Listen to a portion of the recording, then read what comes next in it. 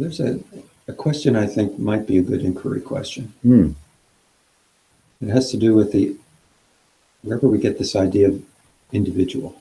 Yes, the idea of individual. Does it come from God, life, or that life force or animating force in a body, or is it in a consciousness node?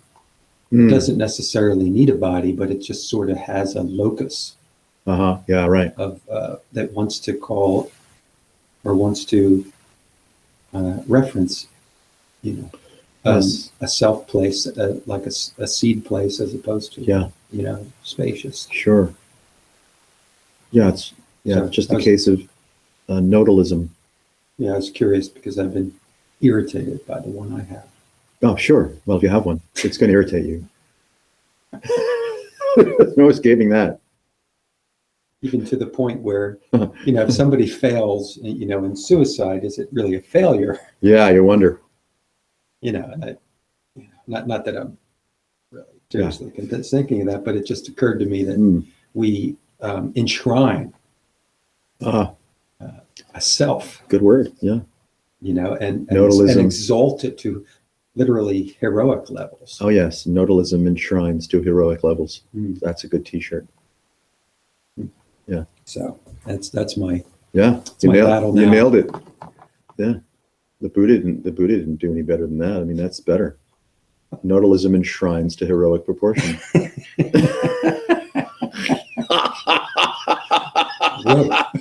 Whoa. And then you're fucked. Oh boy. Wow. Yeah. Because I do see it. I do see the flavor, the changing flavor of being really caught up in a self node, you might say, Sure. and one that just travels light Occasionally. or moves through lightly. It's like, Yeah. it still has a sense of location, but it's not invested, or not doesn't weigh in as heavy. Yeah. We'll cover it all, Sven. Hyperspace, bliss. It's on tonight's program. Oh, is that what he is? He's just Teasing the ether. he's fun, yeah. Sven is a teaser. Uh-huh. Yeah.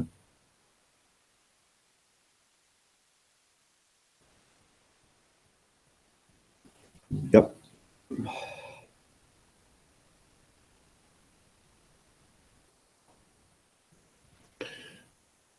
That's how it works. Nodalism enshrines to heroic proportion.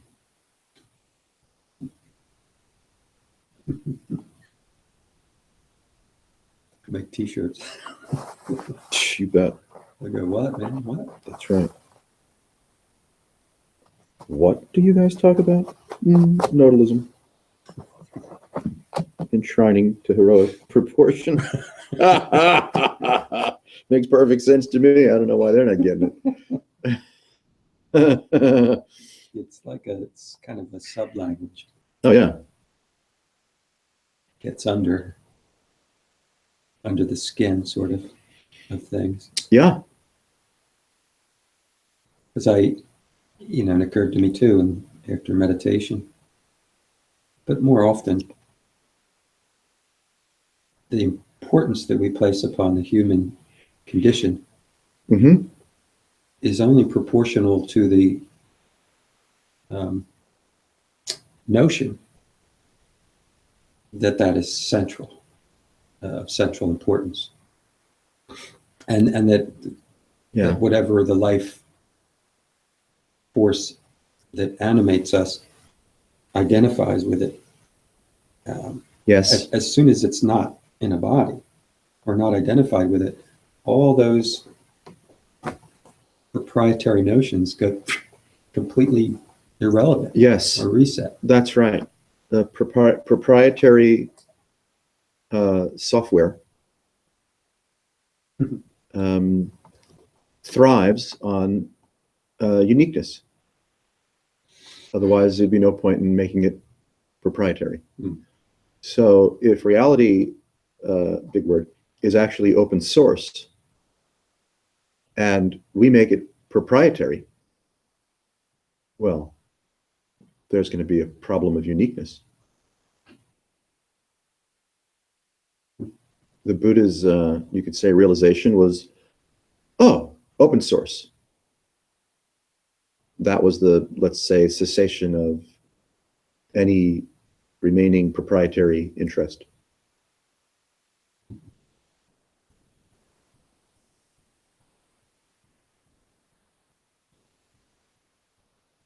Yeah. There's a ownership investment too in the proprietary. Absolutely. Uniqueness, proprietary, heroic proportion, ownership. Yeah, it's a boundary condition. Yeah. Yeah. Open source is not a boundary condition. Proprietary is a boundary condition.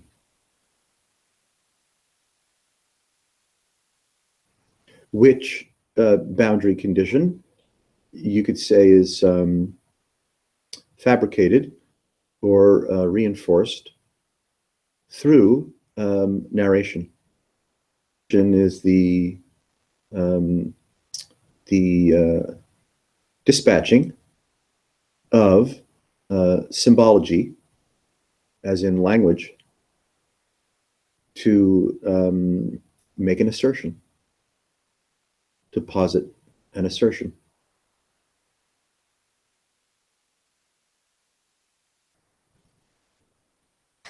And the constellation or the miracle of symbology, sensation, open source, yielding freedom from implication. Well, since it's a unicity, not a fragmented system,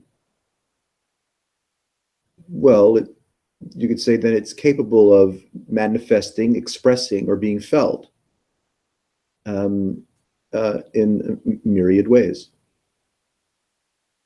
which can and sometimes includes the sense of self, sense of durable self.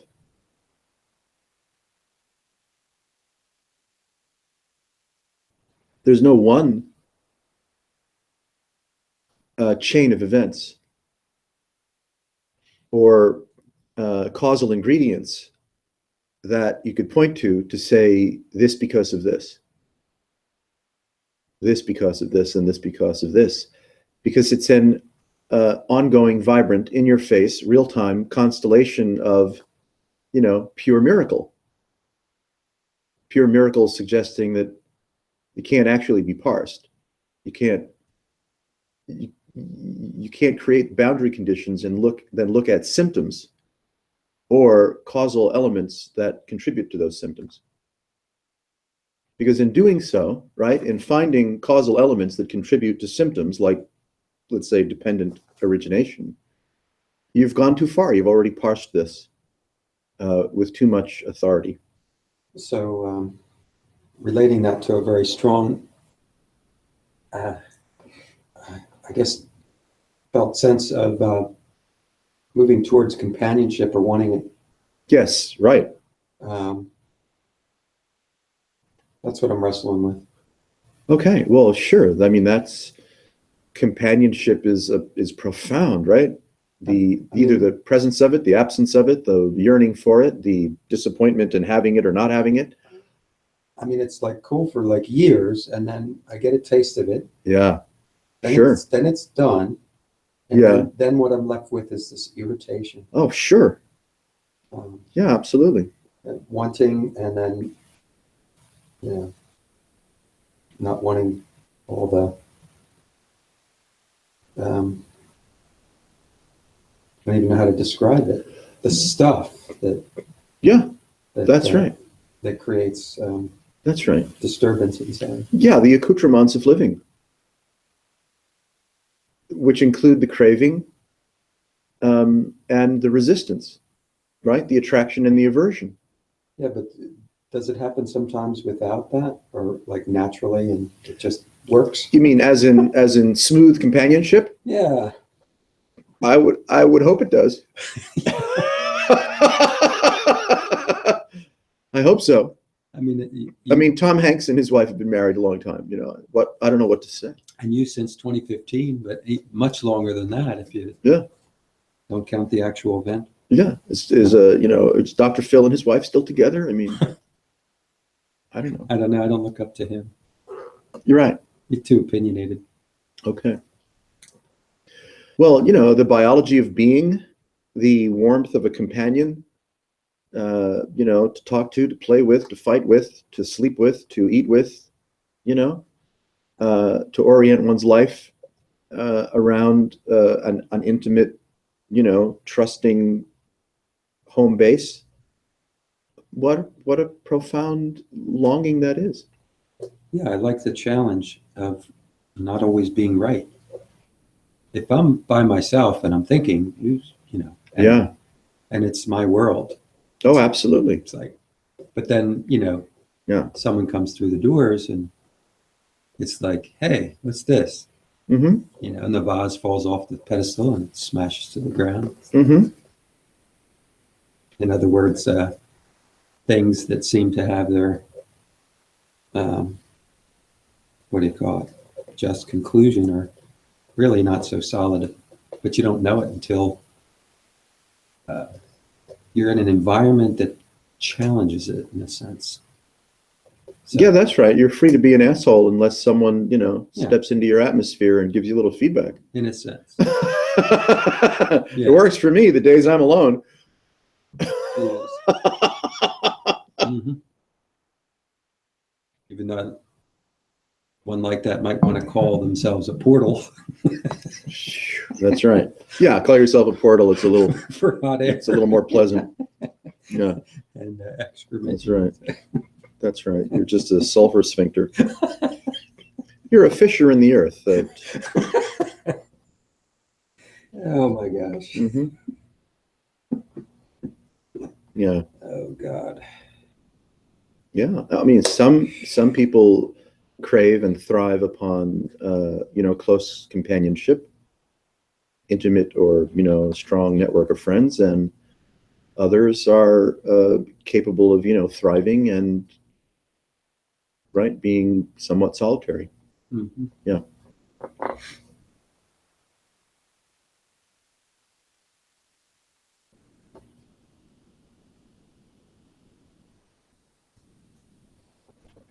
Hey, that the fondness, the attracting force for, let's say, being with someone, meeting with someone, exploring relationship. If it's strong enough, then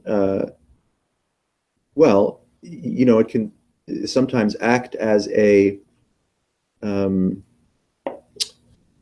point of inspiration for us to, let's just say, hone our persona, Mhm. right? Hone our capacity and willingness to present as an intimately available partner, intimately available human. That's yeah, you hit it right there. Mm-hmm. I see. I can be somewhat easily distracted All right. when that part is in the background and it's hungry. Oh yeah. Sure.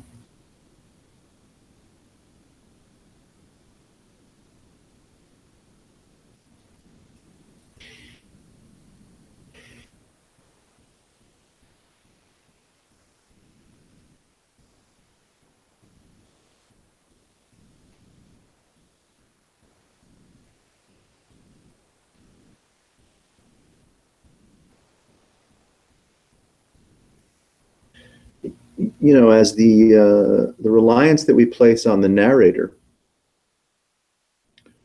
um, the reliance that we place on the projection of individuation. As that relaxes,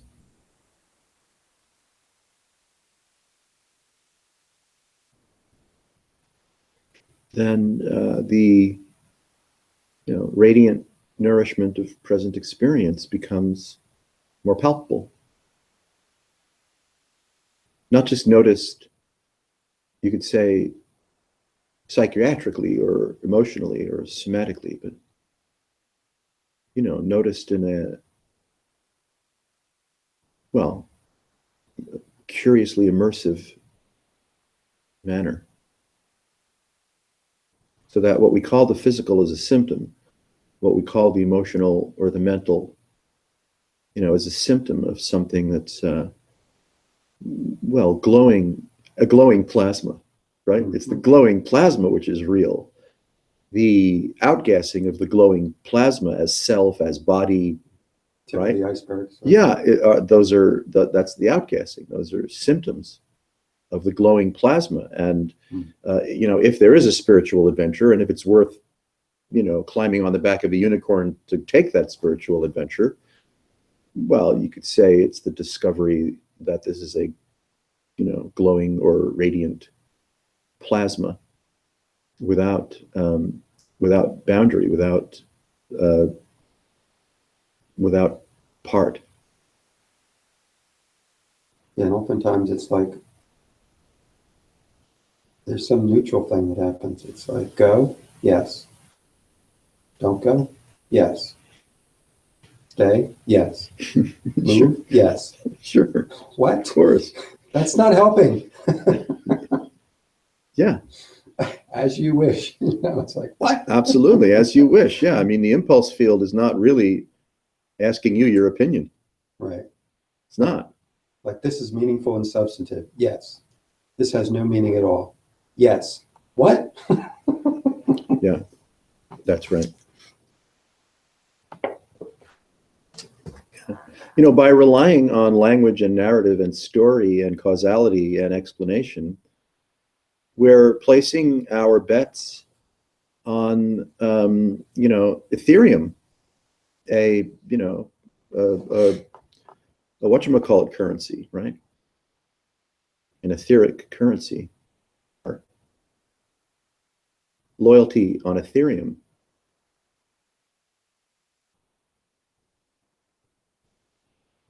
And naturally, we're going to be disappointed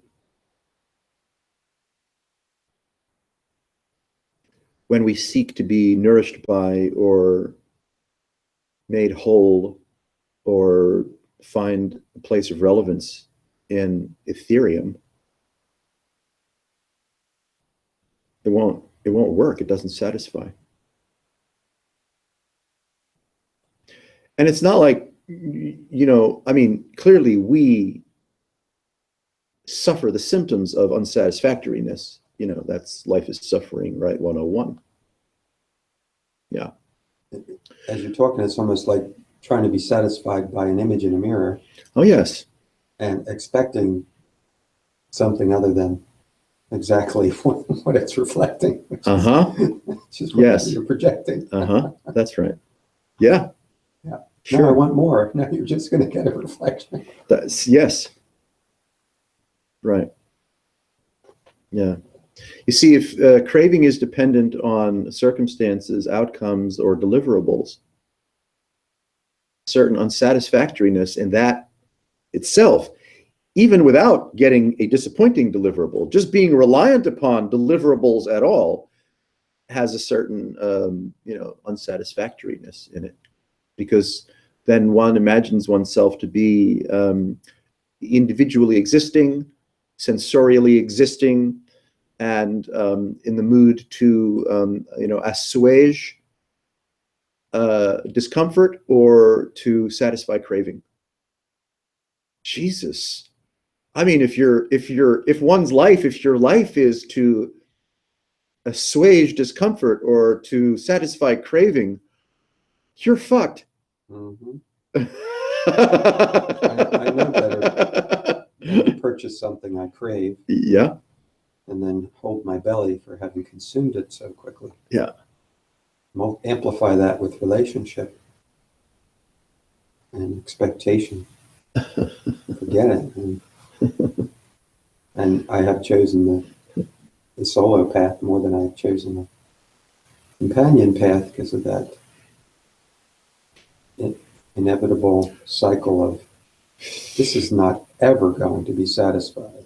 Okay. I mean, yes, that. And I guess it's easier for me to see in other, but maybe it's true all the way around. Yeah, I mean, I respect your self-assessment.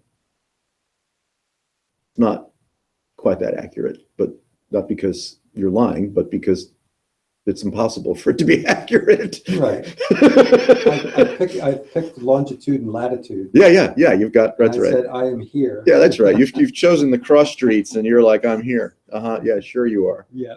Yeah, that's right. Yeah. Right. I mean, in my own so-called, story of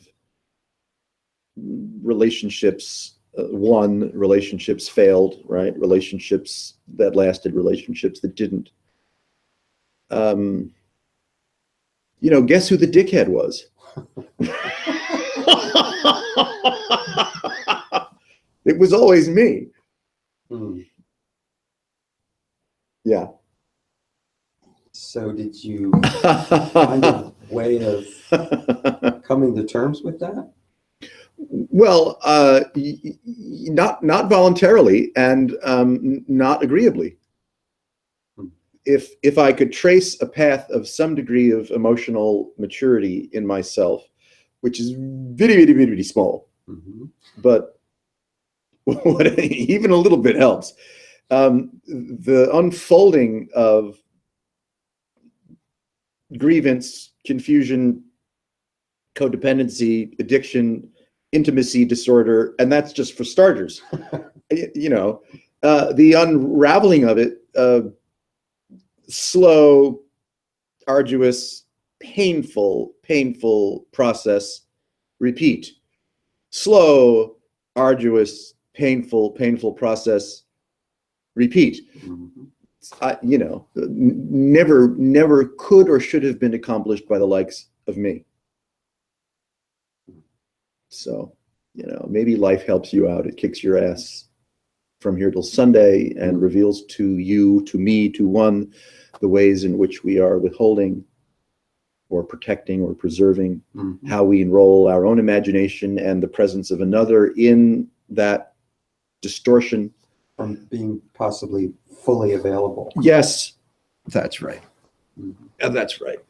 Yeah. And so our capacity for, affection and resiliency is compromised by, fear and conditioning and wounding and ego, just general egomania.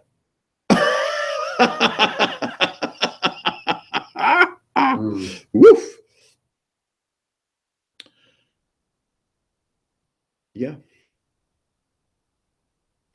Trying to find a word for it earlier today, and the word weary came up. Yeah, sure. I kept saying tired. It's like, no, I'm not tired. Yeah, right. Yeah, I'm not tired. I'm weary. I'm not really tired, but I'm weary of this cycle, this pattern that just keeps. Good sign. Because the weariness, I would say, just we're playing couch therapy with each other, right? So the weariness could very well be a sign that some place in you that was just not available has become available. And so symptoms, right, of an inner shift can feel and look always. Oh, but I'm hearing that as the awake place is weary of that pattern that's not so awake. Okay, I mean, you can qualify it that way.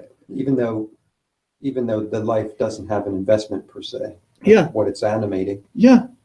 I mean, you could call it, karmic. You can use any kind of system. You can find a tarot explanation, an astrological explanation. I'm trying to keep it as simple as possible in this very complex head. Well, I would just say cracked open. Yeah. Yeah. Yeah.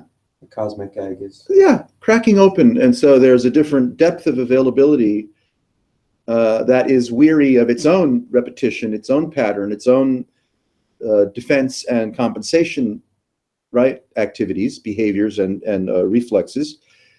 And so that's a good sign. To be weary of oneself is, you know, doesn't necessarily feel great, but good sign. Weary of oneself. Yeah. Right? Doesn't it evoke a certain spaciousness? Less to defend, Yeah. less to promote. Yeah, greater elasticity of being. It sounds a lot better than the word depression. Yeah, hi. They can go hand in hand. There's nothing's mutually exclusive around here. Yeah. Hey. And I think, the recognition of a certain degree of powerlessness, which though is exalted in, the 12-step community, is still really, really, really hard to come by.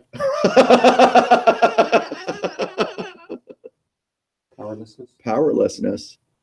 Yeah. To see firsthand. To realize. Yes. That's a more true place to stand. Yes. Than this semi-autonomous kingdom. That itself. Asshole. Yes. That's right. Yeah. Uh-huh. Yeah, there's a certain yielding, right, that occurs. And with it, you could say elasticity, spaciousness, availability. I dare say a deeper capacity for intimacy. It doesn't mean we're perfect. Lord knows that is, not going to happen this lifetime. But the capacity a deeper capacity in oneself to no longer, or to less so, be at odds with the mirage of oneself, well, makes you a cooler guy to hang out with. Right?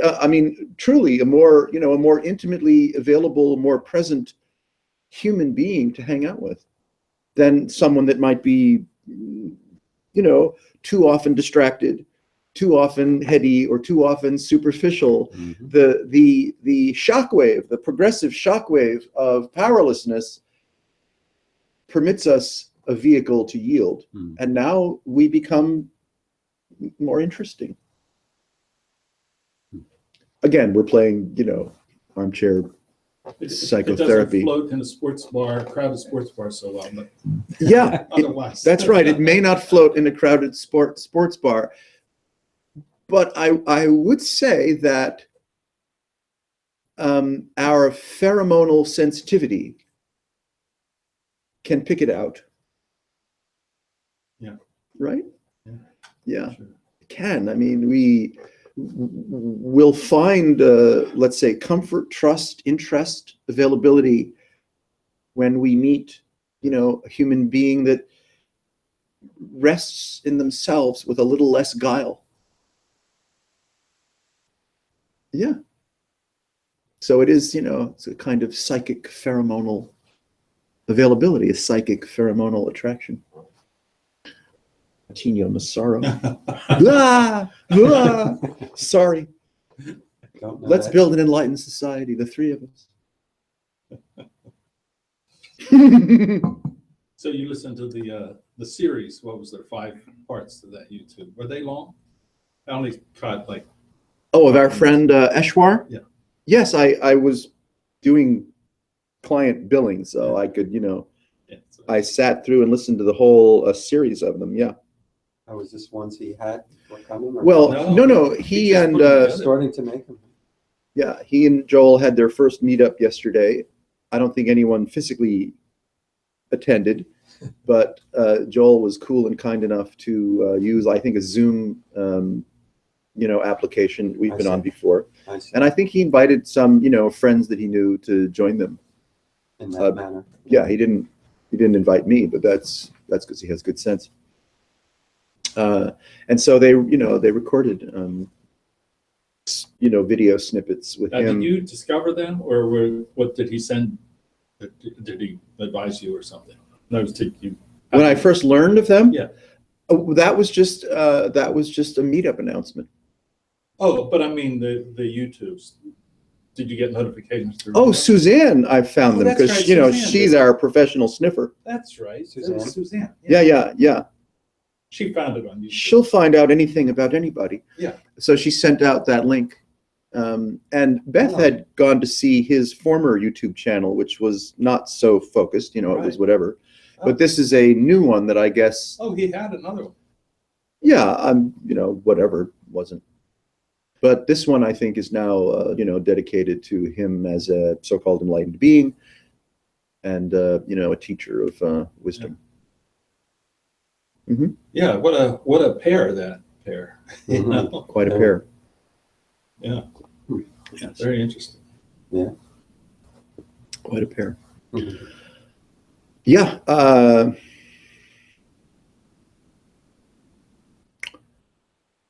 Yes.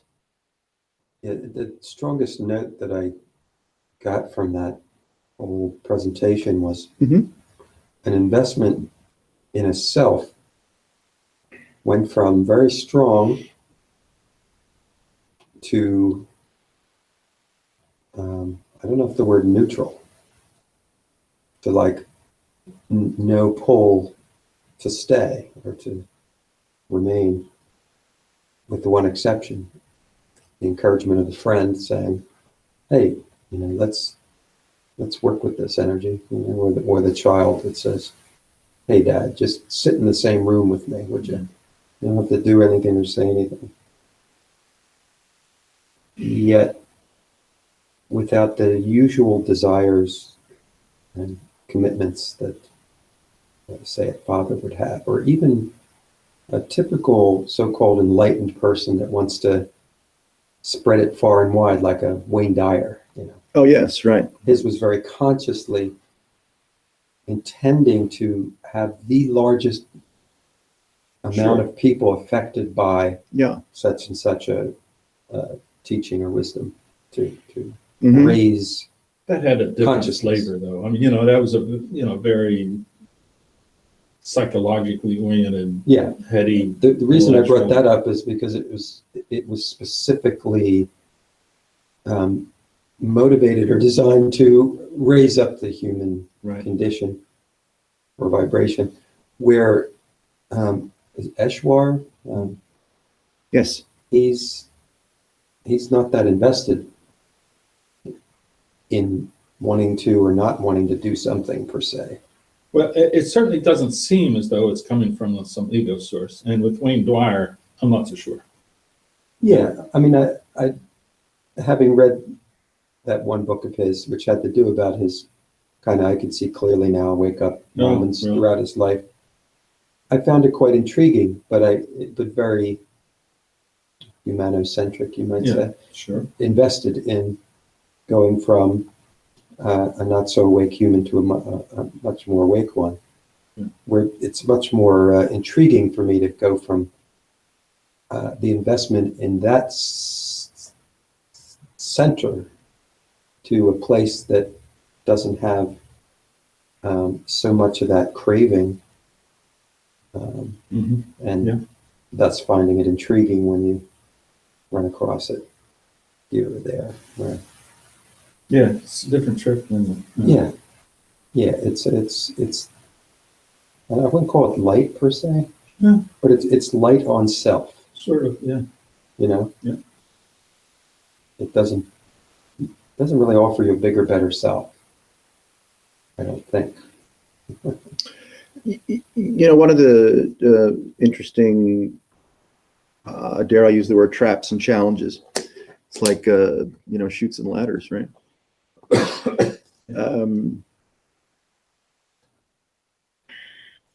Let's say we encounter a unique or interesting being, whether, you know, enlightenment is the moniker or whatever the hell it is.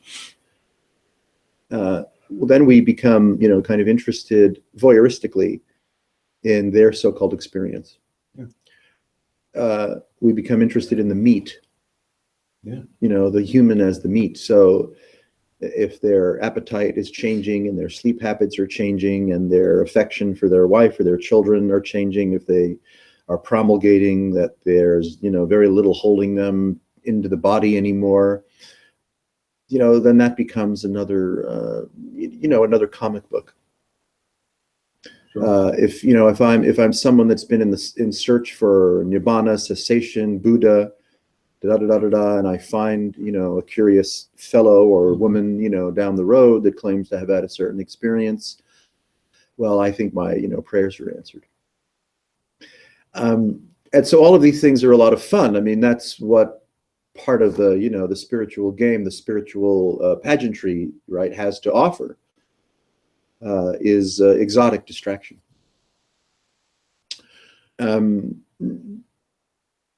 And why not? It's thrilling. It's like binge watching whatever the hell you feel like binge watching. I think though also it's that one has gotten caught up in things before, and so me, it's like you don't want to be fooled again or whatever, or you want to really size it up from different angles. Like, is this a real thing? Is this another one of those stories of, what's his name, the shrink that wrote the book about the John, what did the guy? Yes. No, okay. John Sherman and John what's Sherman. his name? Yeah. So it's like there's different ways of looking at it, because I tell you, we can be fooled, Yes, and if I may take it a little, kick the ball a little further down the street. Yeah. At, let's say, some stage where in this, to find a realizer, to orient our path and practice and education around a so-called realizer. And that's, both fraught with great fun and great peril, as we can see, right? Yeah. I would suggest, as we mature in this regard, we're not so hungry to find a realizer as we are to realize. Mm-hmm. Who counts? You count. Nobody else counts. And while there are, of course, interesting people, that come and go, or interesting people that may be in your vicinity, or ones that you need to fly across the oceans to meet, like I've done, where this takes you, my bias, is less interest in the other. Sure. And more abiding interest in one's own direct, immersive, No doubt. Yes. capacity. Yeah.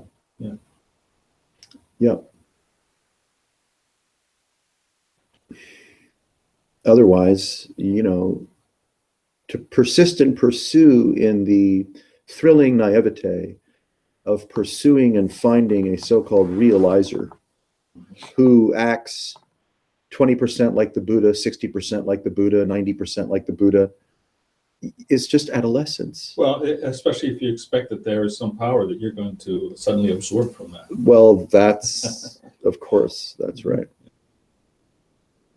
Yeah. It strikes me that there are certain people that have gone through this path on Earth that something seemingly organic. I mean, you can say everything's organic, I guess, but I mean, Everything is organic. something changes at a point in time that's really distinct, and others can see it, and there's all kinds of people, SIG people and others, that are saying, oh yeah, and they're pinpointing when things change. But I think they're posers to a large extent. I think so. But I think there are people where that happens to. I think, to me, the classic example that I know of, it's Eckhart Tolle. Yeah. Where, I mean, he was going through tremendous psychological stress. And so should he have, the asshole. Yeah. And then, boom, he can't even explain what happens. He just knows that it was like, daylight coming, Yeah. I mean, it sounded absolutely like hell before. Oh yeah. And then he was delivered. It almost sounds like He was delivered in the right place in the brain. Yeah, an aneurysm in the right place. And like you said earlier, like a crack in the egg, Yeah. crack in the cosmic egg. In the loyal and familiar sense of individuation, which is accompanied by or buoyed by time and space and orientation and birth and physics and life and belongings and beliefs and superstition and sensation and emotion and personal story and aspiration and frustration, and I'm only just scratching the surface, right? This curious sense of individuation can be, and we look at Eshwar's so-called experience or Eckhart Tolle's experience, Jeannie Zandi, of course, gets way too much mileage out of the Dark Night of the Soul thing. Oh. Um, I haven't listened to her enough to know that. and so, the ordinary human experience can be let's just say a hell on earth. Yeah. And sometimes it appears that folks are delivered. They have a mutant disindividuation experience that appears to be somehow causally linked, if not chronologically linked, with a high degree of I can't take it anymore. Yeah, right. Mm-hmm. So, I mean, I'm wondering if he went through that did you get that sense that Carlos is like, I can't? Yes, that was part of his story. I mean, it's certainly the knife to the arm and all that jazz. Well, that's enough, yeah, right. That would seem to imply that, but he seemed to be almost indifferent about that. Though actually, the knife to the arm was after. I thought the event, like there was something funny. I could be here or not be here. Yeah. Hard to know. Yeah, it depends on how you read the garbled message of what occurred chronologically, Yeah. as if any of it did. I mean, the whole thing could be a ruse. Or, like you said, it could be seen as more as a vector than a That's right. timeline. That's right. So basically, you can Yeah. go anywhere, but it's not necessarily dot to dot. You might say Mm-hmm. this and that. Yeah, I mean, sometimes consciousness likes to have, forgive me, rough sex with you. And, That's right. You go, wait a minute, there's not even a hole there. There is now. and you get taken, I know, that's terrible. you get taken out. You had to go there. I mean, that's how rough, when he said rough, it's like, Yeah. we're 4,000 holes. That's the in sign we Blackbird put on the Language. door. It says, go there, Oh, boy. go there. Go ahead, go there. Yeah. Don't hold back. These stories and symptoms of someone else's so-called realization play right into our semi-conscious hunger for distraction and deferral at any and all cost. Getting to see that and see it clearly, it's like, places the onus back on you, not that there is a you, but can perhaps assist us in weaning ourselves from the fascination or the interest or the mimicry of someone else's so-called spiritual accomplishments. I mean, if we're not prepared to say fuck them, then we're just going to remain in a codependent loop with circumstances and events, with sensuality, and be fond of the apparent symptoms of somebody else's emancipation, someone else's invulnerability. It's mutant worship. It's been going on for a long, long time. And, appreciating Joel's very enthusiastic and sincere interest and fondness for what he believes he has found in his friend. I mean, that's, that is to be, let's just say, respected and appreciated. Sure. That I see myself in him from some years ago, and not that many years ago. Well, let's just say I've been weaned from it.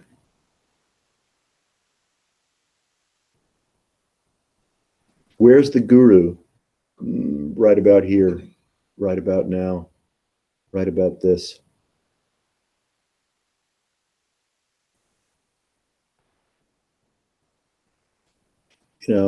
Instruction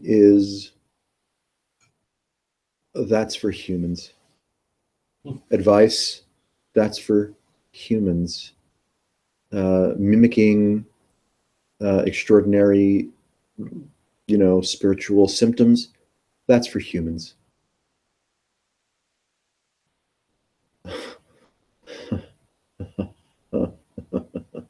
Having, clever repartee as concerns dependent origination, anatta, self and not self, that's for humans. Those are all, playthings of the spiritual enterprise. So you don't think that there's any need or advantage to entertain those kinds of ideas necessarily? I found it compulsively unavoidable in my own life for a long time. Less so now. Maybe less so now because you've been there and done that. I think having been there and done that helps. Yeah. And there's no way to have been there and done that unless you've been there and done that. Yeah, exactly. Yeah. Yeah, it's really hard. Do a mind meld or something like that. That's right. It's very, very difficult to shortcut having been there and done that. Maybe Suzanne has the right idea by watching lots of movies. Maybe she does. Just movies. Yes. Maybe she does. And I'm far along on that path too. That's right. Modern storytelling. Movie path. Yeah. Mm-hmm. Yes.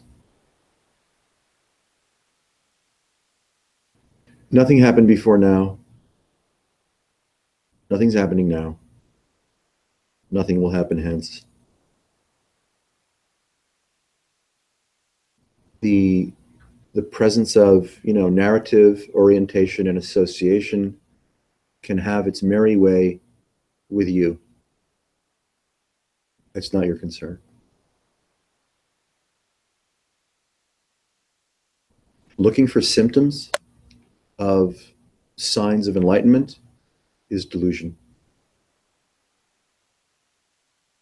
Self-assessment from the vantage point of the meat, which is our typical bias, that's delusion. That's deceit. If the primary driving force is to reduce suffering or eliminate it, You've already got a problem. or reduce pain, Same problem. right? But one's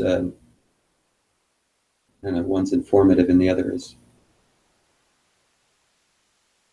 like self-created, you might say. The suffering part is got this overlay, but pain is like, yeah, you might want to get your foot out of the fire there.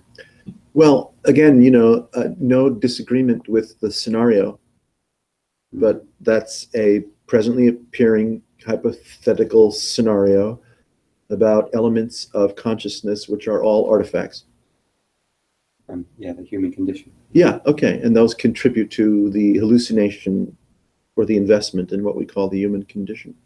Right, so then even the desire to alleviate something or move towards more pleasure or bliss is Yes, that's right, because you've found too much to have a reaction to. I'm not trying to say that we go inert or live in a cave or deny chocolate cake to make it look like we're enlightened. I mean, if a good piece of fucking chocolate cake shows up and, you just jump on that. Yeah. So see, I'm not suggesting that anyone, become somehow idealized with respect to behavior. Yeah. I mean, but look, the Earth's turning. We're gonna end up, smashing into Andromeda soon enough, right? So it's not like Right, but you're just pointing to the folly of it. yes, Leading to some yeah, penultimate something or other. yes, right. The folly of presently appearing hypotheticalism. Yes, that's not to put anyone down or to quiet or shut anyone up, right? No, it's like, hey, be yourself. Sing to your heart's content. I mean, hell, this is a free country still, maybe for a short time. Sing to your heart's content. Yeah. The emphasis is like, what? I know that we can manufacture in an instant on a dime with great poetry and creativity 1,000,001, 1,000,002, 1,000,003 hypothetical scenarios about what has happened, what is happening, or what will happen. And we do so with aplomb and no need to stop. But to see through the intoxication of that magical power, who knows? I mean, give it a whirl. Give it a whirl. See through the intoxication of your own magical power to create, posit, and then appear to entrain and enter a mythological and etheric universe of your own imagination. Then where are you?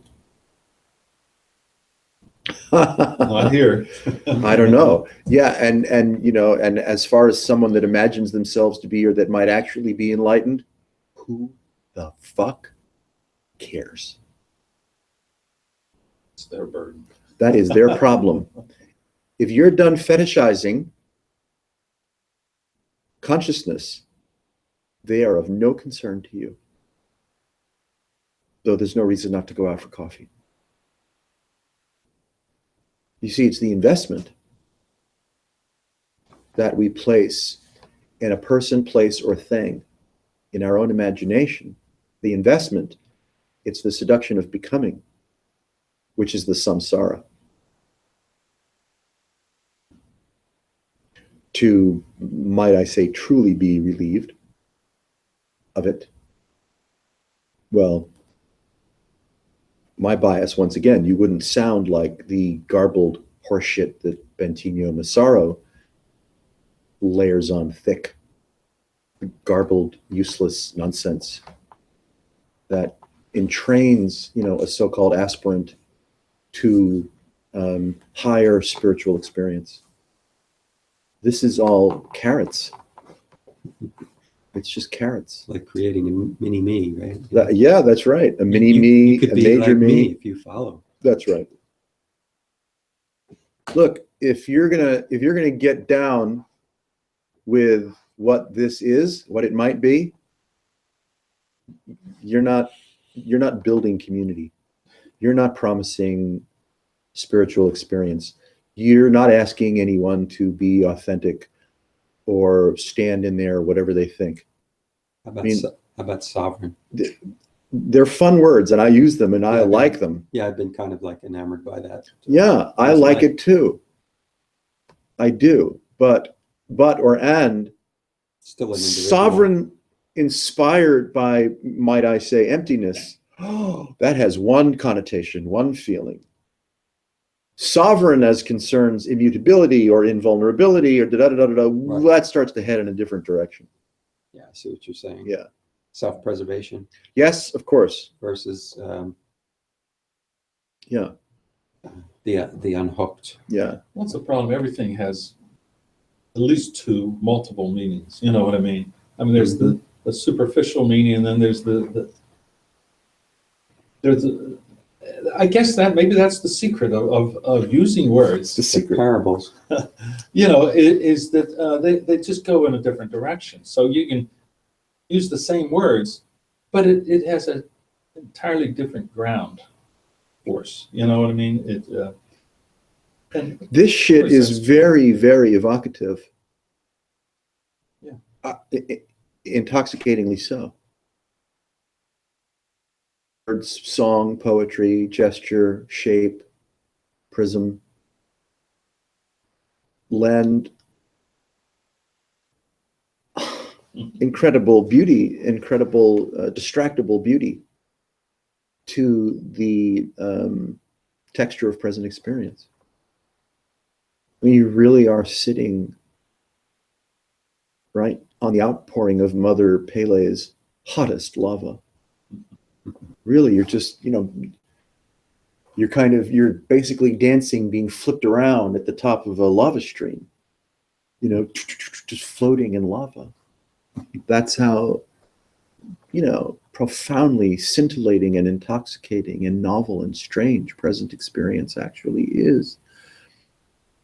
We tend to ignore or dilute, not see, filter the intoxicating presence of experience because we're too jammed into narrative, story, symbology, and expectation. We're too fond of the familiar to notice the unfamiliar. Yeah. And we find ourselves not being nourished by the repetition of the familiar. And the weariness, you could say, opens the system To the unfamiliar. to the unfamiliar. Mm, Yes? Oh, yeah. right. Right. It's just like having a new crystal and then tuning into a new station. Okay, yes, right. Whoa. Yes, You're yes. so electronics. It's, yeah. I don't. Use the metaphors at your right. disposal, That's right? Yeah, a crystal tunes to the unfamiliar, and now you're between bands. And there's not nothing there. There's the resplendent intoxication of the unfamiliar. And you're freer still because you're not trying to bind the unfamiliar to you or you to it. Not trying Sovereign. to change its frequency. You're not trying to Yeah. change its It's or like- your Or frequency. modulate anything. Yeah. So you are bathing or surfing in the unfamiliar. Hmm. Now, should someone give you meditation instruction? Oh, jeez. God, no. Should someone be espousing how curiously weird they are because they're enlightened? I hope not. You see the distraction? Yeah, and instruction that comes along, like what to expect and how to handle this. This is stage and that nonsense. stage. It's sigtatism. Oh. It's sigtatism. It's I have no I'm idea. telling you, it's gargoyle vomit. Oh boy. In my head, still in the electronics, like a carrier wave with no modulation. Bingo. And Okay. Once you're tuned to it, you go from static to this silence. But that carrier wave is holding silence, actually. Okay. I love it. And that's actually accurate too.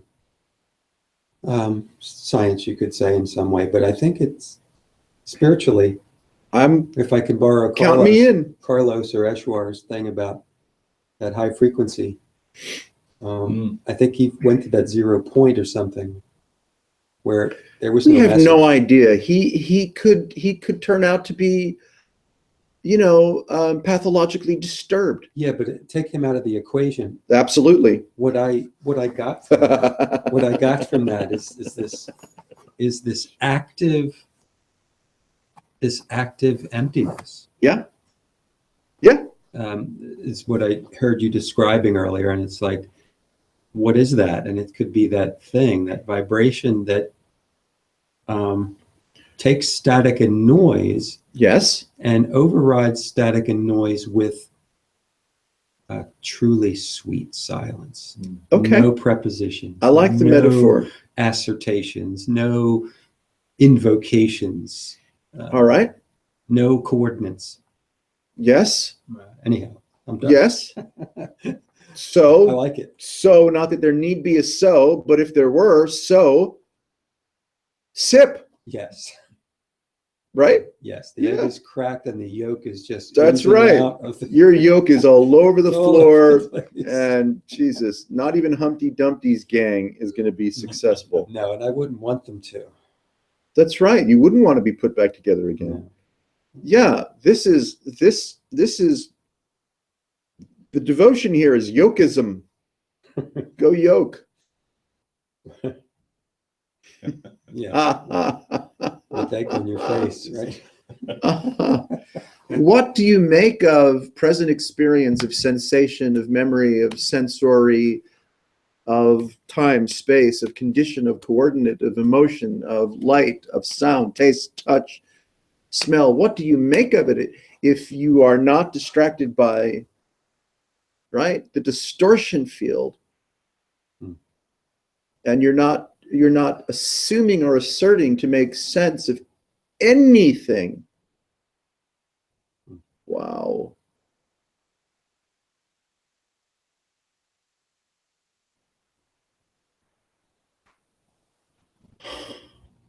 The last thing you'd want to do is fuck that up by giving someone meditation instruction. That blows. I'm happy to say that does not happen in Yeah. this room Okay. on Tuesday or Sunday. On Tuesday or Sunday, that's right. Mhm. Yeah, that's right. Yeah, well, we've outgrown that, thank God. This isn't human. It doesn't mean that, call it the field and texture of one's humaneness need be transcended. Who gives a fuck? You see, we stop orienting or grasping at spiritual straws to see how they might apply to the meat, namely myself, or the imagination of myself.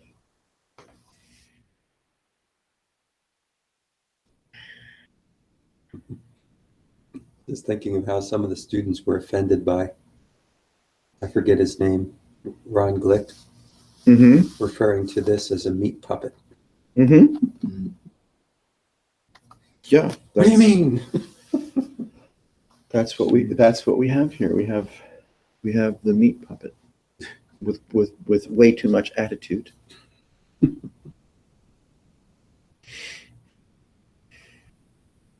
You see, what could be fun is that usually let's say we're entrained to a certain kind of distortion, which is the inertia or the momentum of ourselves. And then we want relief. We want explanation, practice, strategy, better ideation, better vocabulary, things to do or think about, because the meat has a certain unsatisfactoriness, right? Life is suffering 101, dukkha at every turn. Now, the dilemma is, as long as that we're moving, you could say, forward or moving under the influence of prior conditioning, well, we drag the snail shell of samsara on our backs with us. So here I have this huge snail shell, and I'm like, oh my God. Adumare. Oh my God. Oh my God. And I'm going in search of a guru with the snail shell. And the guru says, hey, take the snail shell off. And you're like, what snail shell? Yeah, and you're like, Shell? next guru. Turn it around. Next That's guru. right, but I will be so Oh, here we go. vulnerable. Oh God, it's so heavy. Oh God, it's so heavy.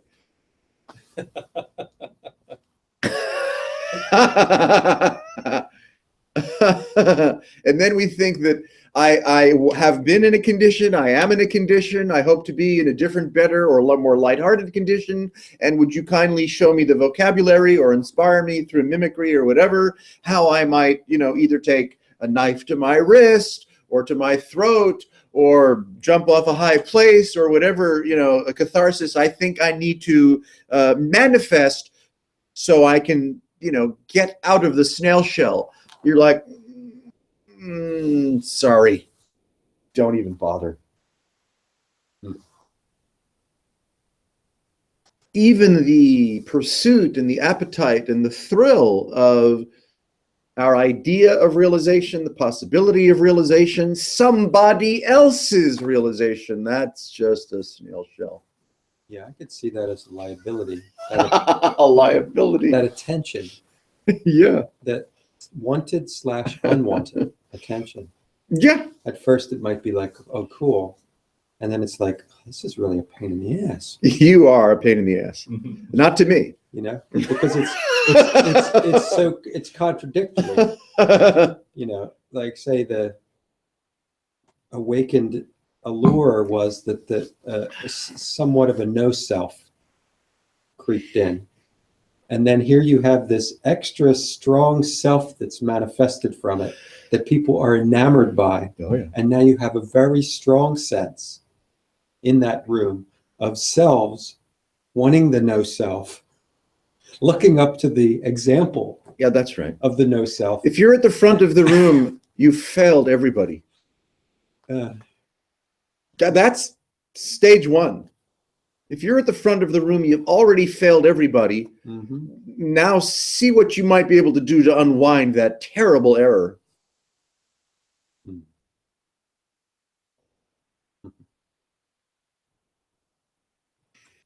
You don't want to be on the receiving end of anybody's craving. You don't. You don't want to be on the receiving end of your own craving. You just don't. It's not going to work out. It's just not going to work out. That's exactly what Mark Hamill said to the new Jedi. This is not going to end up the way you think. Though I haven't seen the film yet. That was in the, you know, Okay. in the short. This is not going to go the way you think. Never does. You see, cessation is exactly what this is. It's not earned, you know, at the tip, right, of a suicidal blade. That's just drama. Yeah, because it's asserting This is that already there's a no self that's better than the self. this is already what it is. That's what was so disturbing about that guy that sort of committed suicide online. You know, he said, okay, well, this is it. You know, I said if I had this much pain and this, you know, these conditions, then Yeah. I'm out of here. Oh, and he videoed it? No, he didn't Declared. video. He just declared. He had a He declared and Kind of Yeah. his last testament, you might Right. say. yeah. He was a kind of I would say he was kind of a depressed, isolated, semi-poser to begin with. Yeah. So it's not like the world has suffered his loss. well, you know, I he hope, must have got. I hope that's true about me too. He must have gotten something, although it seems like it would be pretty low level, some kind of gratification by just simply expressing that, like, there, I said it. I'm doing Yeah, it. that was, you know, it's trippy out there. I mean, if you're riding around in a van all by yourself and you're holding up a camera and doing, you know, YouTubes about your so-called enlightenment and you've got all these stories to tell, I would say, you know, you should just go out for a cup of coffee with somebody. And then if you're in a lot of pain, et cetera, you know, what the hell? Get the hydrogen tank. Do this thing, the helium tank. Yeah, do the helium tank. Get out of here. Oh well, leave the carcass for the police.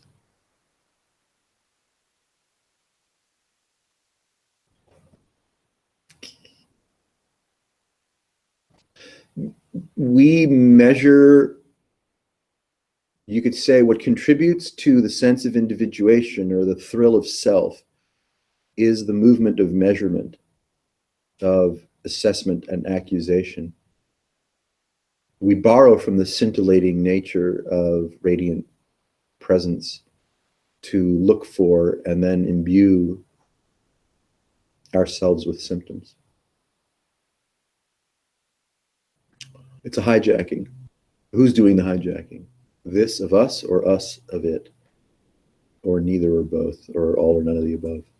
That was my earlier question about consciousness without a body. Does it still have a sense of wanting to be separate and individual, even if it's not human or in a body per se? Well, isn't that Who can we interview? Yeah. And is that where it comes from? Not just it being in a human Yeah, and and becoming us, but that there's some seed that tends to happen, whether it's human or alien or Well, we have 7, blob. at least on this planet, the one that we're most familiar with, even though superficially so, there's roughly 7.5 billion egomaniacs. So something's up.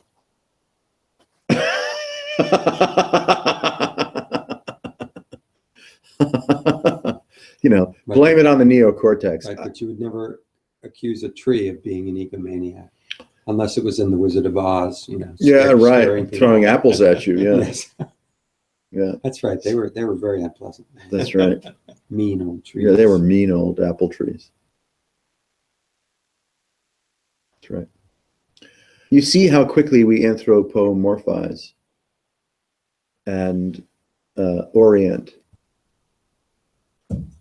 to, spatial, temporal symptoms and impulses. well, is consciousness an anthropomorphization? I mean, is the whole? I mean, because after a while, this anthro stuff. Like the Like Anthropocene. anthrax. Yeah, Like I mean, anthrax. it becomes sort of meaningless. It's like, well, maybe we're just, that's the way we frame things as humans. But is it just consciousness? So we got 7.5 billion supposedly conscious Nodes. nodes, and it keeps getting smaller and smaller, more distinct, more separate so-called identities to reach out and discover more and more. That's like consciousness seems to just creep in, divide and conquer, or divide and continue to multiply. And Mm-hmm. I mean, I don't know. Is that consciousness? Is that what exactly is that whole thing that's doing that? That's getting more and more discrete and individualized. I mean, it's all. That the so-called observation can be made through, let's say, experiential impulse or experiential certainty. How do you figure out who or what to blame it on? Or who or what to hold accountable for the chaotic miracle of present experience? Yeah, and I'm just, I guess it's just search for framing it properly. Yes, and it's iterative and replicative power. Yeah, and then the framing. I mean, whatever it is, it's doing it. Yeah. You want to call it consciousness? Okay, consciousness it is. And even it's too confident. It's doing it. What? Doing what? Playing into its strong hand of iterative, replicative hallucination, zygotism, photonism, quarkism, Higgs bosonism, bosoism. That one I can relate to. That one you can relate to. That's right.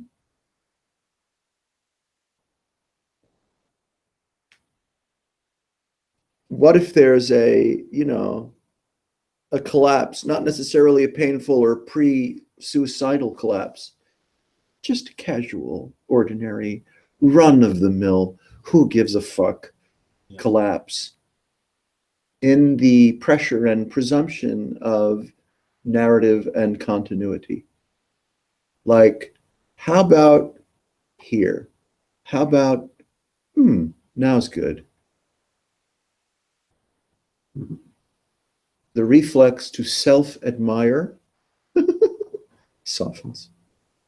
Right, you have to have some reference point, which takes you out of here and to admire anything. You are a product, I am, this is a product of its own admiration.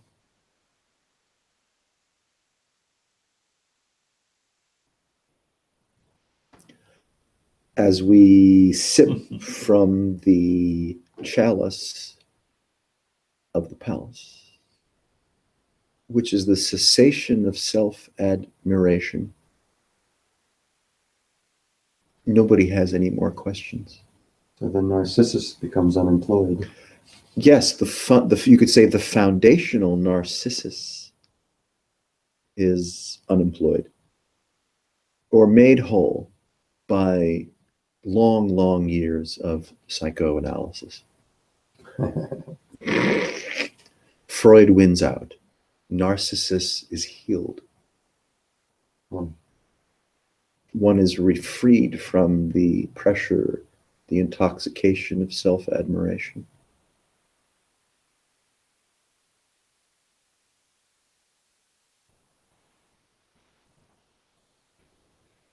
Whoa.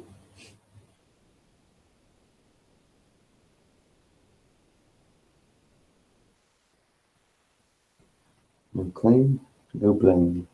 That's right.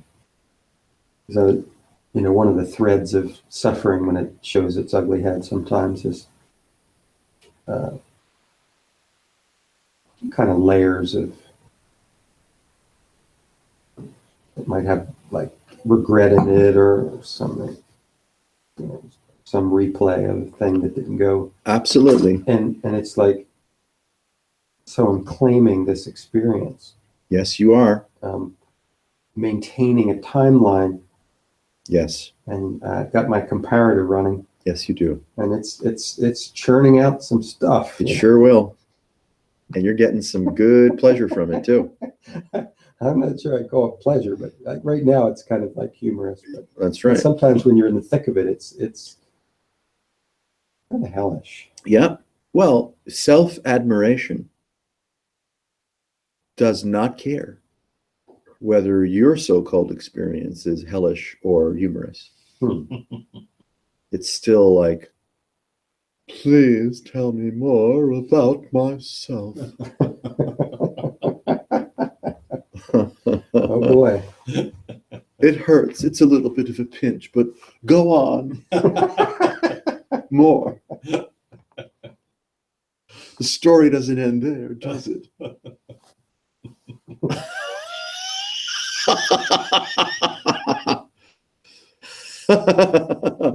Do tell.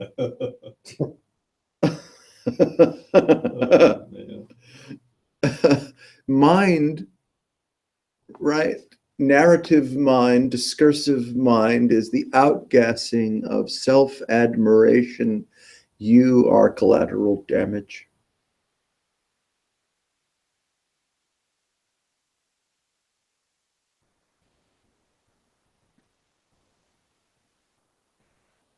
So we're like storage in a way. Yeah, storage and retrieval. Repeat. Like the aftermath of the supposed happenings, supposed cause and effects. Yeah, much of these kinds of yogas, the left-hand path yogas, emphasize sniffing out the texture of immediate experience, which is the vibratory texture of present experience, not the narrative, not the implication, not the genesis or the explanation, but the vibrancy, the intoxicating vibrancy of present experience. You could say it disindividuates, it de-anthropomorphizes. One is released from the reflex of self-admiration.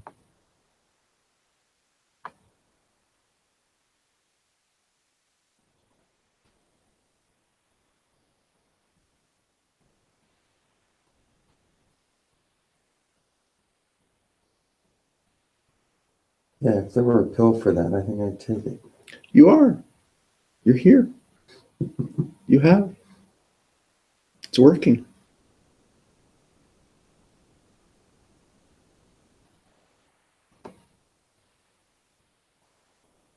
Well, it does seem that many symptoms of that, is a whole lot of disinterest in a whole lot of stuff. you know? Um, just no compulsion to. I mean, I'll watch the news, but I don't. I can only go so far. And a TV show, I usually walk in.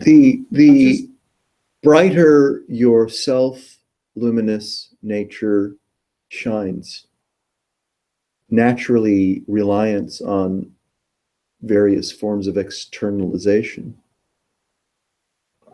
may go through a certain kind of shift. That doesn't mean you have to be prepared for the cessation of your life due to disinterest. Well, and I have great interest on occasion, just on, whatever happens. But Duh. Yeah. So, and it could be an entertainment venue. It could be a movie that's like, boy, That's right. watched Murder on the Orient Express, and that was what, 84 or 74, I think. The original, yeah. And I just loved the movie because it was so. Everybody was so who they were. Mhm. I mean, they're all such good actors in that. And the story was interesting and all that jazz, but it was just intriguing. Just I enjoy look at the people. self-admiring includes all forms of voyeurism. Yeah. All types of selves, potential selves as Well, character. whatever it is that's pouring in through what you might call your sense windows.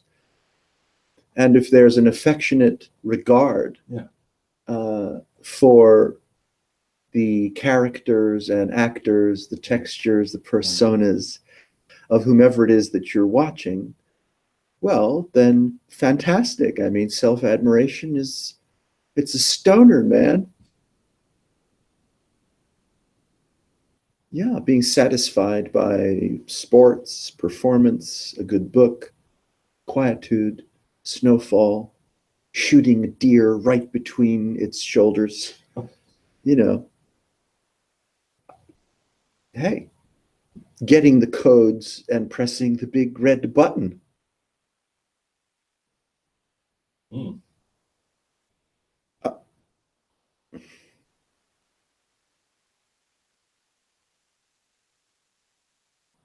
Yay! There's beauty in everything, I guess. Apparently so. I see that guy riding it with the Riding cowboy hat. down. Dr. Strangelove, Yes, yeah. that's right. Mm-hmm. What's his name? Slim? Was that Slim Pickens? I think so.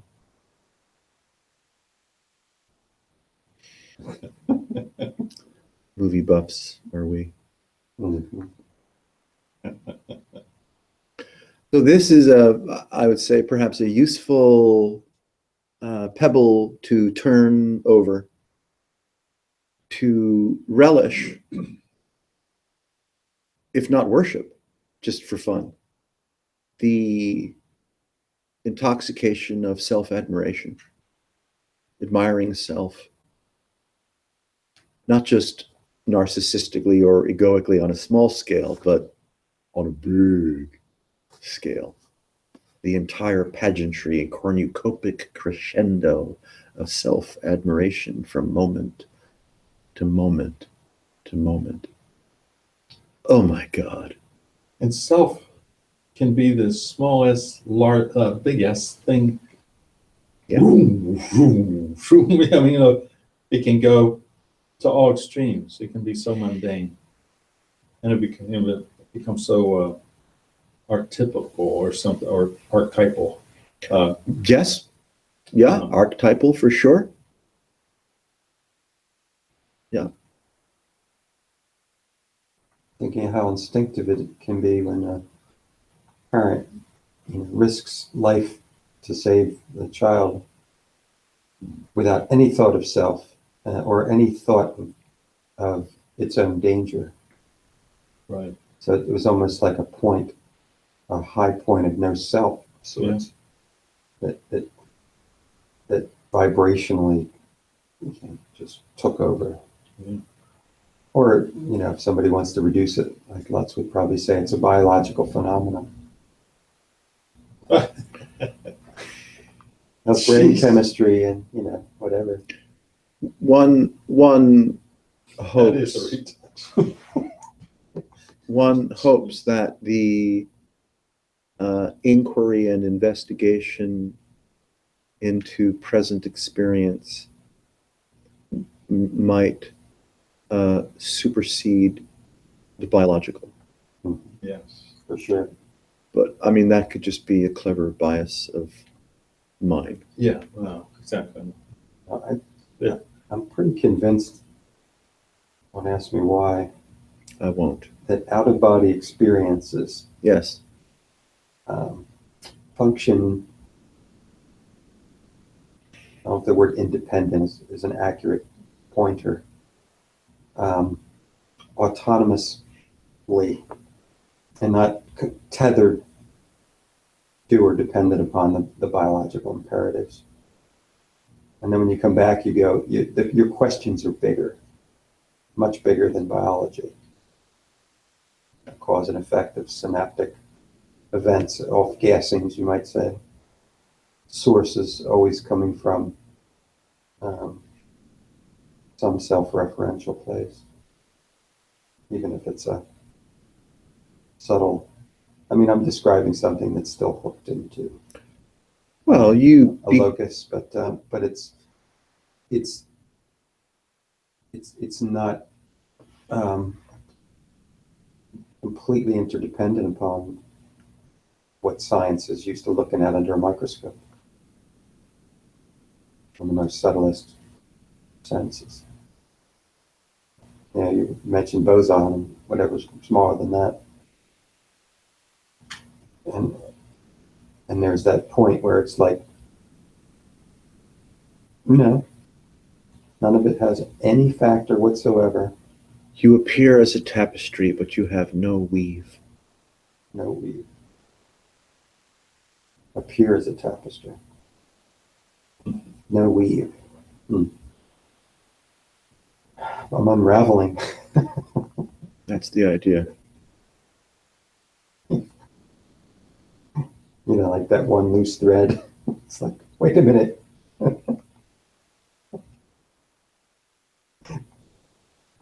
It hooks on Mercury's sneaker, and then he takes off to deliver a message a million miles away. Stop. Don't Shit. continue. Took eons to get this beautiful, intricate. Oh, God. I guess self-entertainment can be as much of a diversion as anything else. Hey, this is this is open source, man. Open So, source, I like that. groove as you will.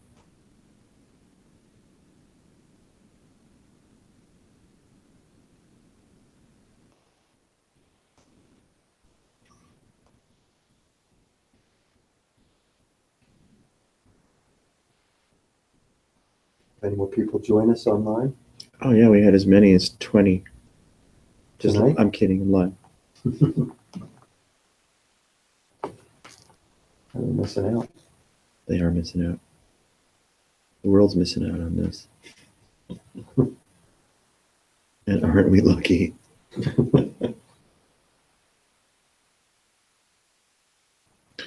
If you are one is speaking with to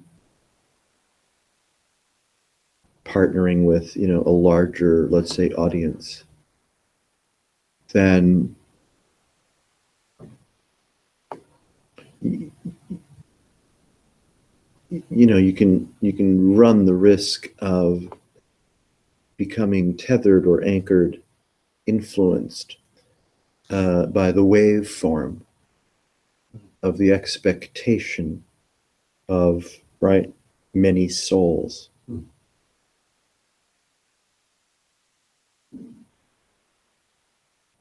To be able to, let's say, speak your mind or speak your own intoxication.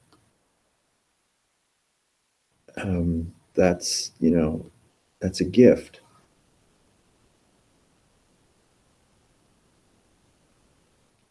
And likely more difficult to do if you have a wider audience No doubt. of, the pressure of psychic expectation and psychic orientation. Yeah.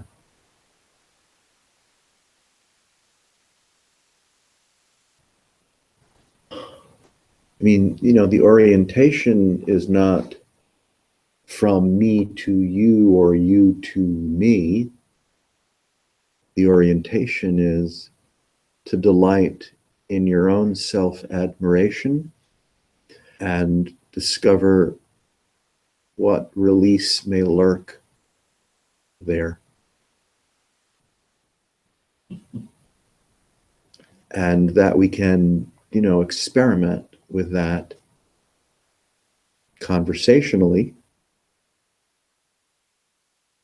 That's interesting. You take it to the extreme. I think of a Krishnamurti Yes. audience of thousands, let's Yes. say. Yeah, sure. And he's there, he's going, see, Yeah. see. And it's like, man, I feel implored to see. But, Yeah. it's like now the pressure's on. Uday. Is that Uday? Yeah. He was a one passionate guy. Yeah, he's Jiddu. Yeah. Yes. Yeah, I mean, He was enthralled, by his own realization and observation, Yeah. the joy of, living. And he would indeed implore yeah, his audience to please see this, right. please feel this. That didn't make it happen any easier for No, me. not necessarily. No. It's like, oh, he really wants me to see. Yeah. Yeah. Yeah. What's interesting is it doesn't have to have a high octane sort of hit. It doesn't have to be Anthony Robbins-ish. No, it could be No. extremely ordinary. Thank goodness. And then it really comes home to just simply this. Yeah. And as opposed to profoundly this. Yes, one is much better off, my bias, with start with ordinary. Mm-hmm. Discover the radiant intoxication of self-admiration. Ride that to zero.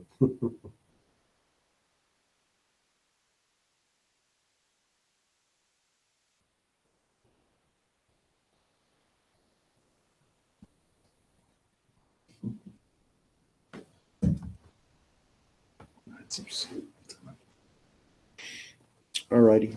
We can finish our program at this hour. Hey, everyone. Thanks for joining us. I hope it was as much fun for you as it was being here.